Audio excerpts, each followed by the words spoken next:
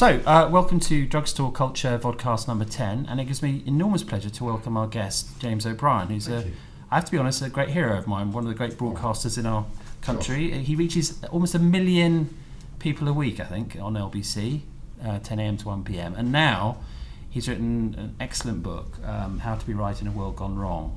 And it's essentially, I guess, James, in many ways, it's a combination of memoir and manual, isn't it? Is that a fair description? That's nicely put, yes. I think so. I draw on... Well, I'm trying to work out how people have been persuaded into positions that don't stand up to much scrutiny. I know they're not always wrong, but the nature of the radio phone is normally you just let people fulminate and then move on to the next caller. I'm much more interested in why people think what they think. And with Trump and Brexit, you have to sort of have a sense of emergency almost with why people are thinking stuff that's so easily disprovable. But in doing that, I've tried to work out why I've ended up being such a sort of priggish,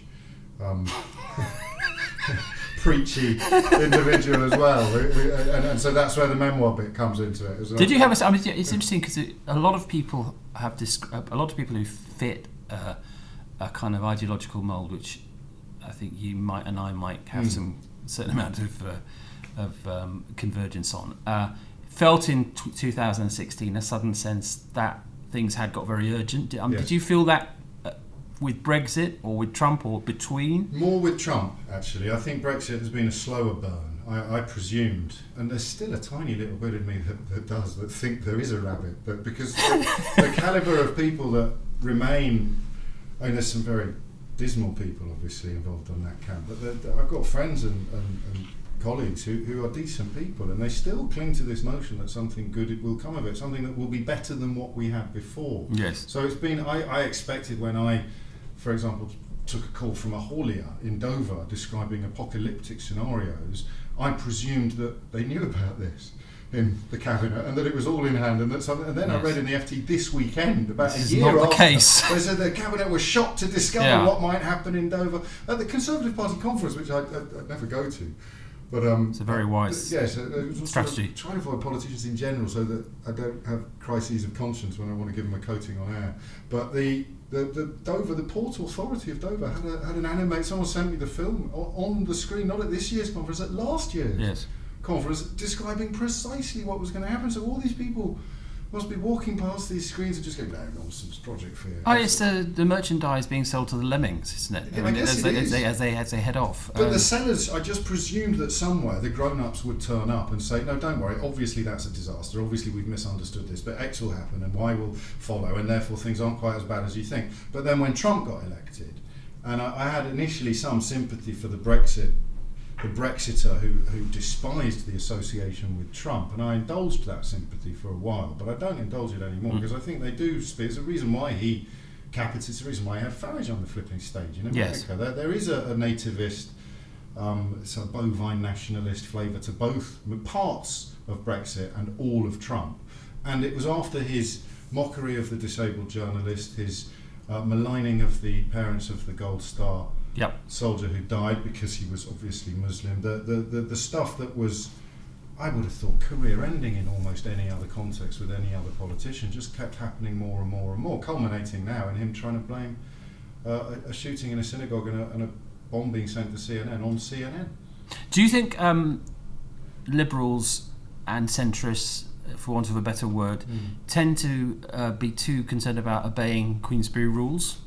It's a really good point. There's a great thread today I've seen from a New Yorker journalist who talks about needing to redraw both sidism, is the phrase they use, or we'd probably say false equivalence, or excessive balance. I worry that if you do start lying to win arguments and start going entirely for ad hominems instead of first principles, that you become what you're supposed to be opposed to.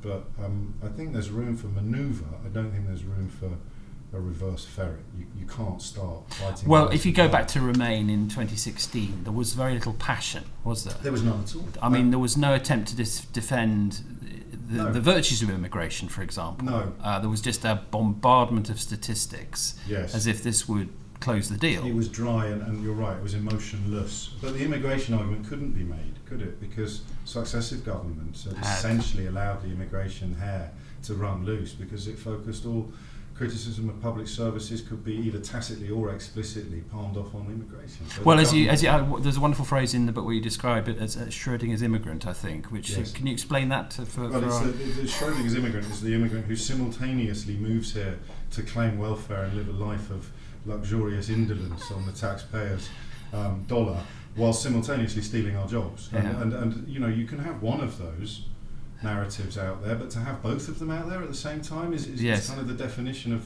everything that's followed, really, the cognitive dissonance that you need to sustain. I think the twin position. I think, as you say in the book, it's become clear in the last 2 years how much that decision had baked into it something quite unpleasant about immigration. Yes. That as you peel away the Yes. arguments about sovereignty and control Exactly. and economic strength, it what you always end up pops out. with, and by no means European immigration. No. I mean, often it's completely nonsensically Yes. to do with Commonwealth immigration Yes. from other parts of the Well, world. there's a caller who's the Quoted in the book, I think. Yeah. who says he voted Brexit because there were too many brown people on the tills in his local Tesco. And I used to despair or shout or score cheap points. Now I just want to unpick it, and that's a lovely exchange because it doesn't end nastily. No. It ends with him looking a bit racist, sadly, but also perhaps earning a modicum of sympathy for the position that he's been led into. And that's the point of all my work, really, is to try to work out how people have been led into such self-destructive positions. Of course,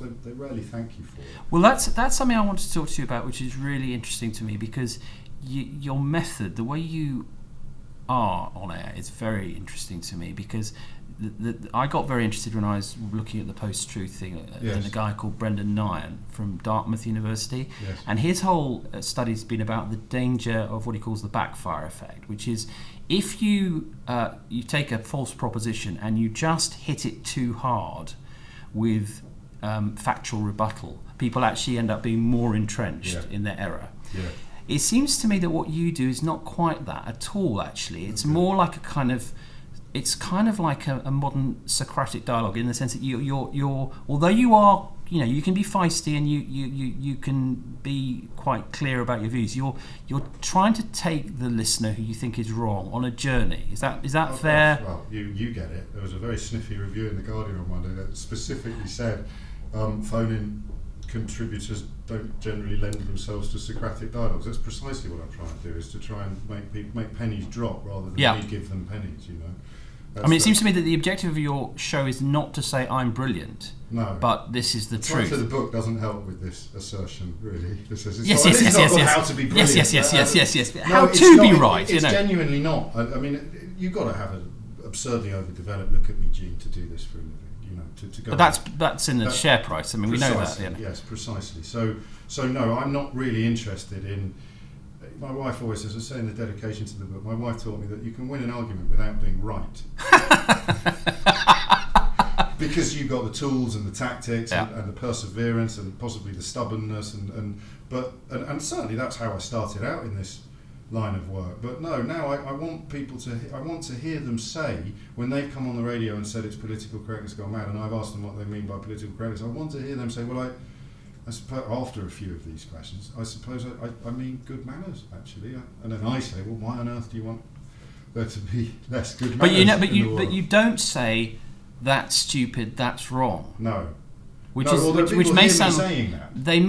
but that's not what you actually say. No, you're absolutely right. It's astonishing what people you hear. will say 100 times, where does Jesus say that homosexuality is wrong? Yes. But that's different to saying you're an idiot, he never says that. Yes. I might occasionally it's fun. Okay, but as a rule, it's fundamental, the difference, though, isn't it? Yeah, I hope so. I really hope so. It's lovely to hear you say that. No, but I mean, I think that's the point about the show in a way. Of course it is. It's the why, not the what. So most phone shows historically have gone, tell me what you think. Great, next call. And every view is afforded. You can make a case, and if I write another book, I might, that talk radio has played, in America, has played a huge part in this rise of your ill-informed opinion is worth as much as my evidence, as my evidence-based fact. But no, I want to know why people think what they think. The what is 30 seconds. The why is 10 minutes. It's very interesting, actually. In America, there's a couple of.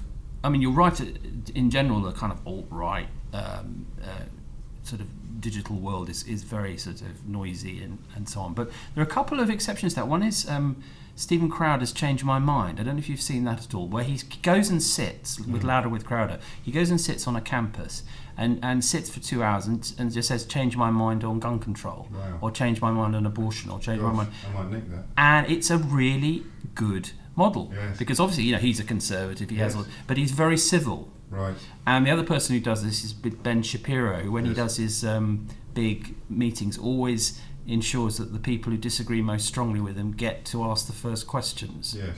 And he's very courteous. Does he ever admit that he's wrong? Well, I've never seen him admit that he often says he'll go off and do more research. I mean, I've never seen him say, no, I'm wrong. Okay. But he admits the possibility. In terms of methodology, it's different to the, this lot of deplorables, this lot of social justice warriors, and never the twain shall meet. There's just the germ of something there. Yes, I wouldn't put it is. any further than that. And the problem with what social media does is it persuades you that constituency doesn't exist. And what's odd, particularly on Twitter, I suppose, is people they really don't want that to happen. So you will have people who are binary and tribal, and even when you're trying to be nuanced and intelligent, they'll hear the polar opposite of what you're saying, because the worldview, it's increasingly looking like football, isn't it? Yes. And it all depends on what scarf you've got on. Regardless of, if your player is lying in the box with two broken legs, it's obviously that he's been scythed down in a murderous fashion, but you're swearing blind that you just, because it's your team, and then you're offside at the other end, and you start yelling death threats at the referee. We just look at the colour of our scarf now and start shouting our response to any given story. And it must, what do you reckon, 15% at either extreme? So we're letting 70% go unheard and ignored. So I don't know how to break that, because of course, as with a radio phone, people generally don't ring in to share their opinions on things, and they don't generally take to Twitter. The people that do it are the people that are most invested and probably most immovable. So that has to be the next stage of I guess, but engagement. That's right. And it also seems that maybe, I don't know whether it's unintentionally or it is intentionally, there's something in your broadcasting style which is a rebellion against the adversarial culture of politics.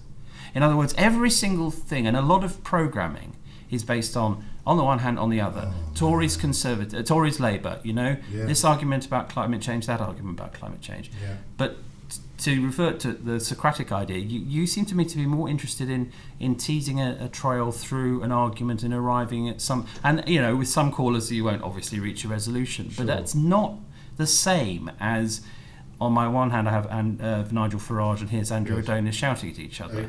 Or here's 99% of the world's scientists and here's Nigel Lawson. Well, which is another not more exactly. problematical, but yes, and that's, I think that's partly why I had to leave Newsnight at the BBC, because you couldn't do both. You couldn't do on air. There comes a point where you have to objectively accept the meaning of words, for example. Not just opinions, but the actual meaning of words, like control. So you've got someone on the Today programme saying frequently, we can't control our borders, we can't control our borders. And if you understand the EU Charter, you can control them. A lot more than we currently do. You could just about make a philosophical case for saying you can't control them completely, because we're still signatories to the EU Charter. But when people are sitting there saying we can't control our borders, that shouldn't be allowed to happen, because that should only be said once, and then you say, well, of course you are aware that successive governments have elected not to impose the regulations that countries like Belgium have, where if you haven't found a job after 3 months, or you can't display, you don't have the assets, you can't stay here. So how 2.5 years later you're still hearing people misuse that word control seems to me the inevitable upshot of the two-sidism, the both-sidism that you describe, because you and producers. And it's a quite, I don't know if arrogant is quite the right word, but when I first started thinking about this, there was quite a large part of me that thought, who do you think you are? With your pithy little radio show and your Twitter account, and you're looking at programs that are august and authoritative, but now I'm more confident that it's a huge mistake to do that, to let people repeat lines that aren't true. And the laws thing is probably the best example. When people say we can't control our laws, and I'd simply say to them, which one? Which one? Singular. It starts off, because I'll say which one and they'll go loads. Too many to mention. Too many. Okay, well, fine. Just give me a favourite. Just Yeah. one law that you're really looking forward to not having to obey anymore. And they don't do that to Digby Jones or Liam Fox or Owen Patterson, and I genuinely don't understand why, except that the balance thing has become blinkers and they don't recognise. I'm wondering if there's a kind of unholy convergence here, that on the one hand you've got a neuralgic obsession with public service impartiality gone wrong, yes. on the one hand, yes. and then on the other you've got the fact that producers believe that combat is good for ratings and clickbaits. Right. You know, the two things Yes. are not necessarily related, but they produce the same outcome. Yes. Which is two people going hammer and tongs with a presenter in the middle saying, so what do you think, source A, and what do you think, source B, and now on to the weather, yes. you know? Yes, exactly that. And they've merged, haven't they? Yes. So the impartiality thing, I think Brexit and Trump have broken it. I make a case that MMR and climate change are the parents of this phenomenon. I think that works pretty well, MMR in particular. Oh, very much so, yeah. And you know, pseudoscience is a massive role. So that leads to not just to the idea that you have to have someone to say the opposite of what is pretty close to objective truth. Yes. It's someone telling everything. I have Sir Paul Nurse on this week, the Yep. Nobel Prize winning scientist. So he's quite good at science. He knows his stuff. He's been doing Not too shabby. Science. He's been doing science for 50 years. Done a bit of science. Yeah, he's done quite a lot. Got his of A science. levels. Nobel Prize. And he described Brexit as being utterly catastrophic for his sector, for science, and the queue of people on the switchboard or on Facebook or wherever it may be, absolutely convinced that they know more about science than Sir Paul Nurse does. That's where it's led. I don't know how we get back, but it's the same phenomenon that sees someone like Farage turn up outside Great Ormond Street with a film crew because his sort of bovine fans think they know more about very, very complicated paediatric medicine than the doctors inside who are getting death threats from these people. Yeah, and again, it's a fairly extreme reaction. Unbelievable. I mean, I guess it's how you restore the idea of expertise in a world that has no interest in hierarchy. It's a really hard one, isn't it? Yes, it is. It is, and it is. I mean, what's weird is the denigration of education. That's why I know it was taken slightly out of context, but that's why Michael Gove's observation there's a suffix on it, isn't there? So yes, he only meant acronyms and economics. Yes. But you know that was symptomatic of a wider malaise where it was, well, so what if you spent 50 years studying it and won a Nobel Prize? My opinion is worth just as much as yours. Yes. And it's reached fairly gargantuan proportions now. And it's all, I guess, a response to a series of collapsed trust. I mean, the trust collapsing in a series of institutions that dates back to the crash and parliamentary expenses, and these have taken their toll. Iraq War, 2003. A big shadow over things, and even the Jimmy Savile at the BBC and things like that, and the patina of authority has been eroded, but I do think increasingly that it's been presided over by malign forces as well. I do think the more we come to understand algorithmic use of Facebook and specific targeting of people whose feeds had already sent a message to HQ that they might be susceptible to voting for Brexit because there's too many brown people behind the tills. There are some villains in the book. Let's not deny. I mean, you focus a lot on the daycare era mail, which has just happily drawn to a close. Yes, I had to rewrite the conclusion. Yeah, because I had the two plans, A and B, to make the world a better place. Get Dacre out of the editor's chair at the moment, get Alex Jones off social media. Job done.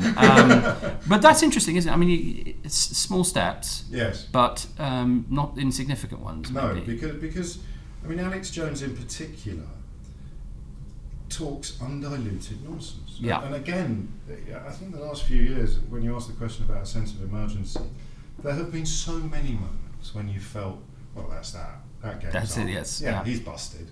Both Trump and his acolytes. But for Alex Jones to accuse the parents of the victims of the Sandy Hook massacre to be complicit in a hoax and to claim that their children weren't dead and that they were actors, and then after that for the President of the United States to cite him as reliable while maligning the Washington Post and CNN and you know most everything except Fox, really, that for me was another one of those moments where I just went, and then it didn't happen. Nothing happened. So yes, getting that stuff out of the bloodstream is great. And Dacre and the Mail, he only went really mad in the last 5 or 6 years. I as their former video games critic of the Daily Mail, I can attest that it was a much less toxic environment a decade ago. In the good old Nintendo days, yeah? Exactly, almost, yes. But when the prospect of leaving the European Union began to assume plausibility, yes, I think he became ideologically priapic.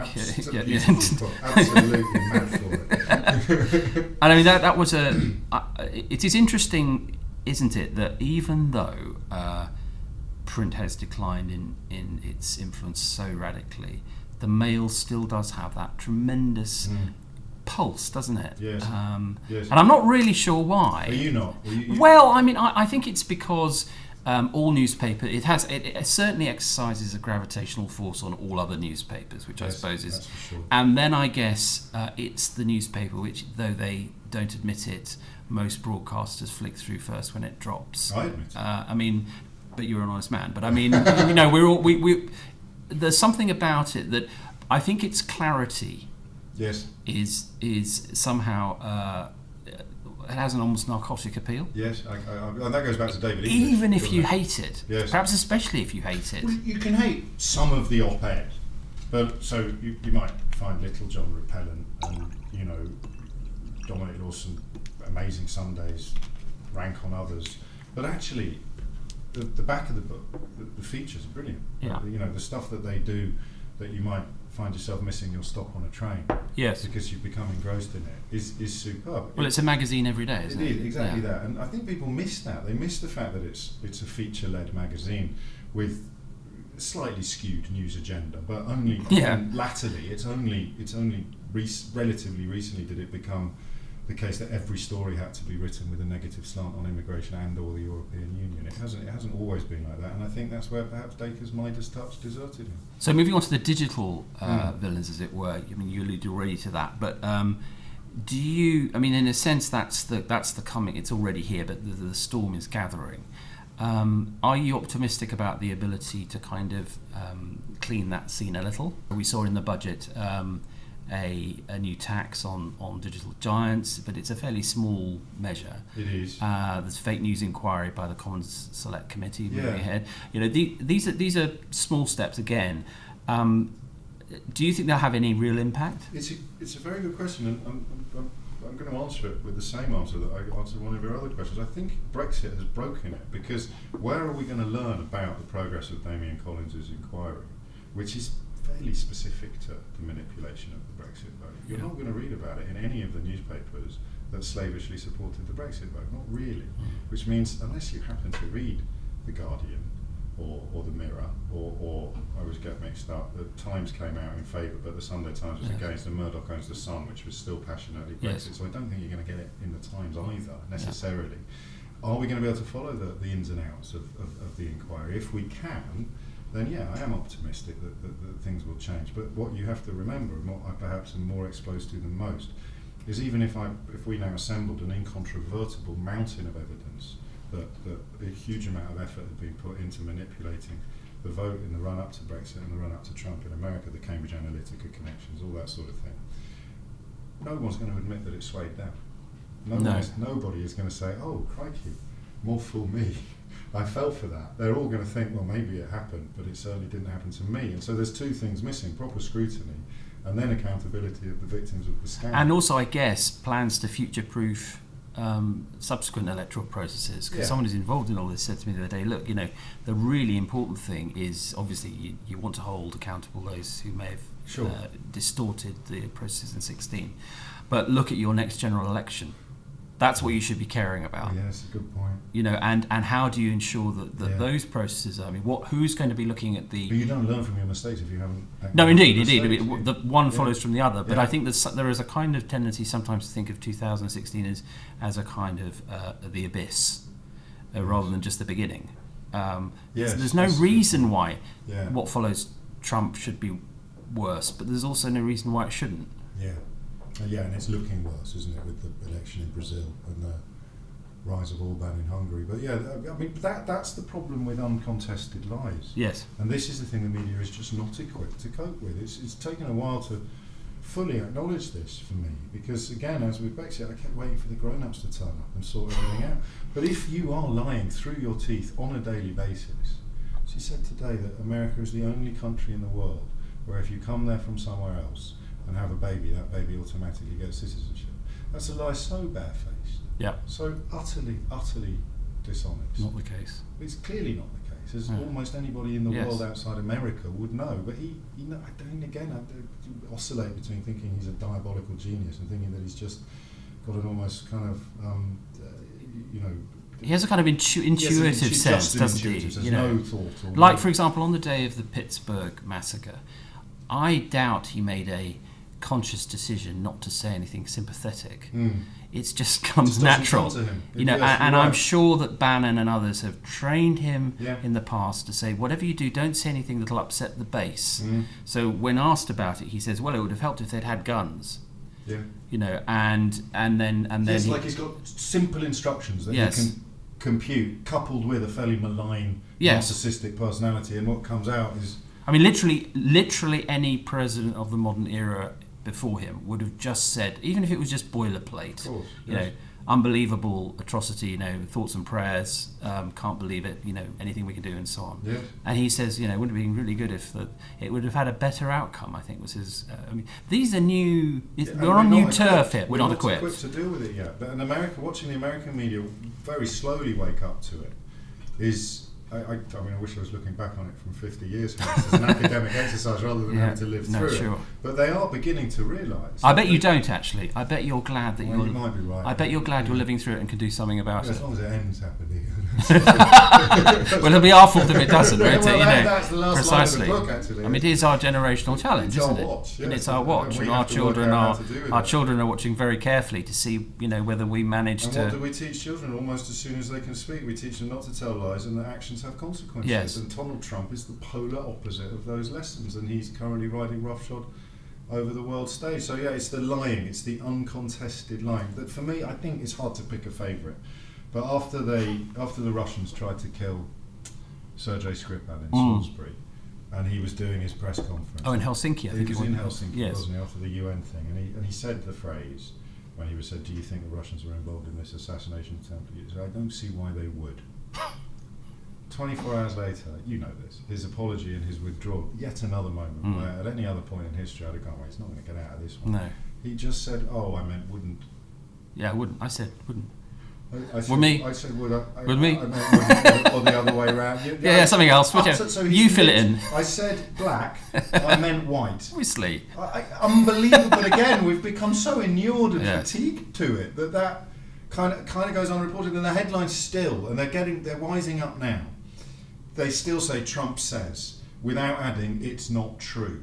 So they need to find a way of doing in a civilized, Trump claims, evidence, refutes. But at the moment, it's still... But that's a big difference. And that's why I was sort of talking about, the Queensberry rules, or taking a knife fight to a gunfight. I mean, I don't mean let's tell lies, right? And I don't mean let's be uncivil. But I do mean let's... if we come heavy. Yes. In other words, we don't go in assuming that someone like Trump will behave like even Nixon, for God's sake. No, I know. There were rules. There were rules. If he lied, that was a problem. Yes. And his press secretary would then have to come out and say something evasive. That's gone. So now we have to, when we report Trump, we have to do so on the basis that he's almost certain to say something completely different. And the reader or listener or the viewer will need to be reminded of the context a lot more than before. Yes.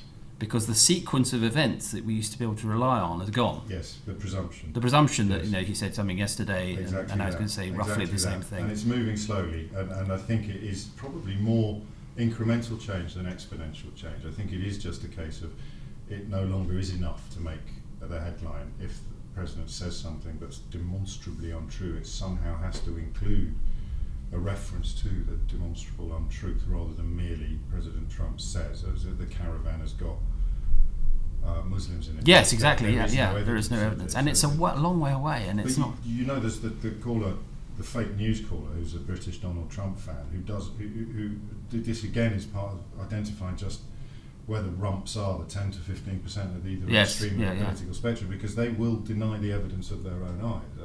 There's one transcript in the book where I say, what about when he mocked the disabled soldier, and the caller says fake news?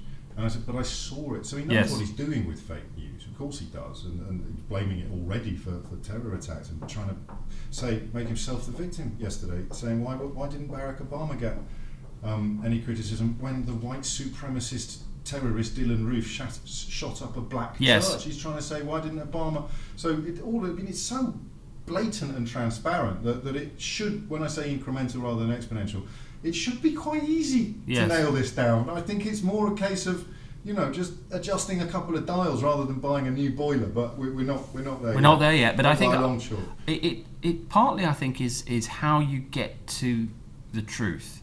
And again, it seems to me that we have this tremendous, particularly in this country, tremendous faith in the old disputational method. Which is you weigh up two sides. Yes. Whether it's in Parliament or in court or the Oxford Union or wherever it is, and at the end you come to a reasoned, scholastic conclusion. And there's nothing wrong with that. But unfortunately it's been contaminated.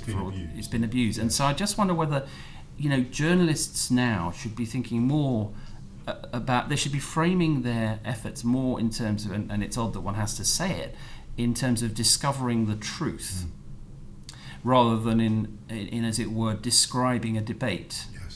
And they are different things, aren't they? They are very different things, and the blurring has become diabolical, really. And it because of individuals, though, I think, rather than trends. It's because individuals have kind of tried it. Trump being the patron saint of this sort of thing, but we've got our pound shop versions here, where Farage complains about people speaking foreign on trains. Yeah. And because his ex-wife and children would speak German to each other. Yes. In public and at home. So these little things, it's like that. If that is a bad thing, why is your family doing it? Because the truth can't be that it's a bad thing. The truth has to be that it's relatively innocuous. But you're trying to, manipulate the truth to make people frightened and angry. But this is the thing in the book all the way through, is the mobilisation of fear. Yes. Now there's always the commoditisation of fear. Now this has always been part of political life and media life and so on, but it's interesting. What's so interesting, and I thought what was so interesting about the row over Enoch Powell's speech anniversary was that how easily contained that was back in '68. Yes. He was sacked from the shadow cabinet. There was widespread condemnation, and although he attracted a phalanx of supporters and a legacy, of course. Basically, the thing was shut down, and indeed, it had a major impact. Now, what's changed? Is it just digital technology, or is it something else? Is it globalization? Our inability to correct some of its inequities? I mean, what's going on there? I don't know. What you're describing, aren't you, a sort of bedrock below which nothing can sink. So there is a point at which society agrees that this is beyond the pale. And Rivers of Blood did establish one such thing. My favourite bit about that story is when he'd left his child with a friend who edited the Express and Star in Wolverhampton. I forget his surname. I think his Christian name was Clem. And he went to pick up his child after giving the speech, and the editor of the Express and Star told him their friendship was over. So that doesn't really happen anymore. No. There is a sort of saying, oh, never mind. He can be a little bit. He makes the odd comment about pillar boxes, but he's old Boris. Nothing is beyond the pale anymore, which is partly why Brexit has happened, is because people who had transgressed the rules of public life just sat still for 2 or 3 years and then came back again. So they don't have. It's interesting what you mentioned, the Boris Johnson letterbox burqa thing, because I wrote a column in The Guardian about that, which is very critical. Yes. And I think now I realise, looking back, that we were all in the media, certainly in the print media, we were far too indulgent of him. Yes, definitely. That was an attack on Muslim women. It wasn't an attack on. There's a perfectly legitimate. I don't know the answer, by the way. It's very complicated. I'm nervous of the idea of bringing in laws against. Right, but it is a debate. Absolutely. Religious stress in secular society is a debate. But at calling Muslim women letterboxes and bank robbers, it's dehumanising. It's punching about as far down as you can. If you're right. Which is interesting. Yes, because it works. Because it does the trick. But the interesting thing about that was that I think for a lot of people it wasn't bottom. I think it was maybe it's got a point. It would have been the bottom one. I mean, who would have thought Rowan Atkinson would come out and defend Boris Johnson in a situation like that? Yes, and then of course Rowan Atkinson has the reputation and the status to give everyone pause. Yes, liberal intellectuals. Gosh, Mr. Bean. And not the 9 o'clock news. The brilliant stuff he did about pretending to be Satan and really clever religious satire. I think he got it horribly wrong. Yeah. I think he is in an ivory tower of comedy and privilege. And in fact, the woman on the street, I know because they ring me, both sides of that. I know the men that will go up to them and call them bank robbers and letterboxes and try to pull it off their heads. They tend not to ring me as much as they used to do. They mostly confine themselves to Facebook now. And I know the women to whom it will happen. Yes. And I don't believe Rowan Atkinson knows either constituency, and he's conducting his contemplations in a crucible of academia, if you like. And also, I mean, the comedians, the jester's role in the society is completely different to that of a former Foreign Secretary and Privy Councillor. Absolutely. Is it not? Yes, of course it is. So you can do a joke that makes people wince. Because you're probably making fun of yourself, or of a stereotypical character that you're who say it. Like you're like Gervais often does. Exactly. For instance, brilliantly. He plays that Johnson role. Knew exactly what he was doing, and there's a great line in the new Cormoran Strike novel by J.K. Rowling's pseudonym Robert Galbraith, and there's a fellow explaining why he'd never be leader of the Conservative Party, and he said, you have to be either a bastard or a buffoon. And as I read it, I just thought, that's Boris Johnson. He's the only one that's both. He's nailed it. He's got it. The genetic splicing has been done. Him out of the top job, because he needs to be one or the other. It's a very his future is a very interesting test of all the things we've been discussing. Actually, it is, and I'm not optimistic. Well, the horrible truth is that his fate depends on fewer than 100,000 people who are at average age 70 and perhaps not of the most progressive views in the world, aka the Tory membership. Blind to the realities, the burgeoning realities of Brexit, almost willfully blind to them, because he should be carrying the can for that. Brexit has become an ideology for them, not a terminus. It's not an operational thing. It's become the new Jerusalem. I'm told, and I haven't triple checked this, but I'm told that people who fall for the scams, the phishing scams, the older particular who believes that if he sends £5,000 to someone in Dubai, then it will free up $2 million from. I'm told that they are much more likely to come back for more. Really? Once they've bitten once, they will be much more susceptible to paying more and more money in pursuit of it, because the alternative is to admit that they've been conned. So they carry on. So it's an intellectual roulette table. Apparently. You just keep going. You keep going because once you surrender the hope that it's true, everything's gone. Everything's gone, and that's what Brexit feels like now. Because I suppose what the problem with magical thinking is that the exit is always very unpleasant. Yeah, it's heinous. I mean, it is a come down. It's for some of these people, it's their entire life becomes a mockery. Their entire life spent raging against the EU, SSR, or the Fourth Reich, and not just the comedy characters in the pub. I'm thinking about someone like Redwood or my Bill Cash. I've known since I was 13 years old. He's a lovely, lovely man. But if it turns out that leaving the European Union is really, really bad for Britain, his entire life has been wasted almost. I mean, his professional name life, tags. certainly. That's a myth. Actually. Is it? Is that a myth? It's not true. Fortune. Really, that's not where it comes from. That's another fake news, isn't it? One of the first examples I ever came across, oddly enough, that you should mention that. But I mean, and the more obvious people who have sort of Owen Pattersons and the backbenchers, the really odd, increasingly weird backbenchers like Bridgen, and turning up on Irish radio last week claiming that because he's English he's entitled to an Irish passport. But to me, he never gets booked again because he's on to talk about Brexit with presumably a modicum of knowledge, the barest scintilla of expertise, and he sits there and says, I think I'm entitled to an English passport, an Irish passport, because I'm English. And this is 2.5 years after the vote, and he's still saying it was a good idea. And Nadine Dorries asking for advice from her fellow WhatsApp group members on what the customs union is, because she keeps losing arguments about why it's a good idea to lose it. Yes, it's good. It's good to learn. Well, except they don't. They don't. Because her conclusion was, and she's of a piece for me, because her conclusion was, when it was explained to her, oh, it's very complicated.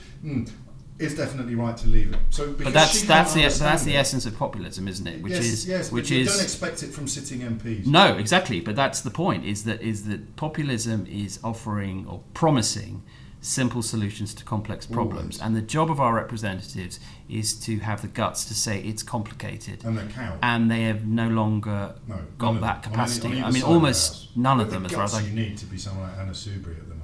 Yeah. The absolute balls of steel. Or Sarah Wollaston stand up and say, or that budget was a giveaway and it should have been, and Gina Miller taking it upon herself to save the nation from what she sees as an inevitable catastrophe. If she turns out to be wrong historically, fine. But right now, she is enduring death threats and vileness and viciousness and verbal violence on a scale that I didn't think we were capable of as a country. And why is she doing it? What have you got? What answer have they got? And the answer they've got, she's getting paid by George Soros. And then you look at what happens to the rhetoric of George Soros. It leads precisely to pipe bombs and synagogue shootings in America. So they're unquestionably related. Of course they are. The last thing I wanted to ask you about is a very broad theme, which is the idea of the open mind, which is not a popular popular thing, but you celebrate it in your chapter on LGBT, which I think is one of the best chapters in the book. Thank you. But there's a lot of very strong empathy for those who suffered over the years. But you're very interesting on the question of trans and transgenderism, which is that I think we're probably again in the same space on this, but you're willing to say I'm not sure, I don't know, which is an incredibly unusual thing to say nowadays. And if you say it on Twitter, you get two storms, but it's probably an honest answer at the moment, isn't it? I mean, it is, and it's interesting you use the word space, because there is no space to be unsure on this issue more than any other. And I'm a veritable master of Twitter fury and rage and pylons from everyone, from the mad Brexiters through to the hardcore Corbyn. They all pile in one day or another, depending on what I've done or said. But the trans thing is the weirdest one of all. Yeah. Because the positions are so entrenched, and yet there's been no real public discourse at all. So for the first time, I think you've got a major issue of social progress or social change, because even progress is a value judgment. You've got a major issue of social change that is being furiously debated without the preliminary rounds of explanation and discovery. So I instinctively want to stop another Lucy Meadows happening. Yes, no, exactly. She was a teacher who appallingly took her life. After a variety of newspaper columns, mostly the Daily Mail. And the coroner actually blamed the British press for the death of this trans woman. So that's one impulse, but on the other, I can't turn to, and Janice Turner writes brilliantly. Yeah, no, she's superb. Very often. I can't turn to that kind of commentator and say that human beings with penises should be in women's prisons, because that seems to me to be absurd. But you're not allowed to hold both of these positions. Well, I suppose the issue here is that actually it's always claimed, people said that about Section 28, or people said that about black people during the Civil Rights era. The difference is, if you want to sort of chart progress, is that there was a right, to be honest, but brutally, there was a right and a wrong in those cases. Here there are incommensurable values, and there are two vulnerable groups. One is trans people who quite rightly want dignity and liberty and equality. And then you have natal women who wish to have privacy from male genitalia. Yes. And there is a conflict of values there. Now, what you need is a pluralist negotiation about that. Yes. And the prospects of having one seem to me to be fairly small at the moment. Slim to vanishing. You need give and take, and neither side will give or take at the moment. So is it? I think that's a unique issue because yes, it is. Although I think as identity becomes more and more a determinant of politics, there may be more cases like this. Yes.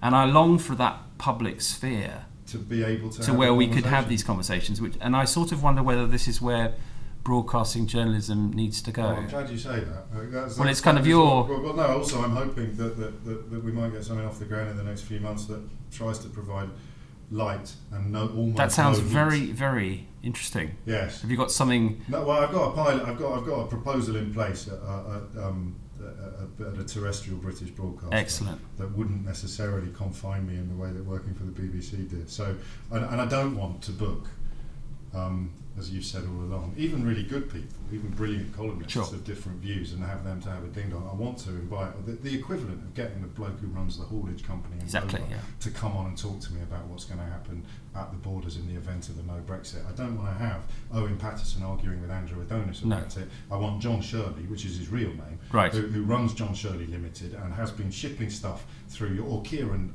who is a van driver, although that's a slightly unduly humble title for him. He regularly crosses borders 2 or 3 times a day doing just-in-time deliveries and doing stuff. I want them to explain to me and therefore to the audience what is going to happen at the borders, because at the moment you've got Daniel Hannan taking a photograph of an airport and claiming that this is proof everything's going to be fine. Must be, yes. And then Kieran will ring me up and say, well, hang on, I know the Swiss border, I crossed it 6 times last week. Let me tell you about X, Y, Z, what's a CarNet, and the forms that you need. And that's a massive failure of journalism. Yes, it is. Because a producer and a presenter and a commentator and an editor, they can hit the finish line just by staging the row. They can get over the line, they can fill the gap, they can complete the programme just by staging the row. And then the 2 people stand up at the end, they shake hands and go for a drink of wine in the green room, and the viewer has learnt precisely nothing. Precisely nothing. Well, we hope very much that programme comes to it. Meanwhile, we listen with great interest to your show, and we wish you all the best with this splendid book, How to Be Right, and thank you for coming on our podcast. James O'Brien, Drugstore Culture Hero. Thank you. Thank you. All the best. Nice. Cheers. Cheers.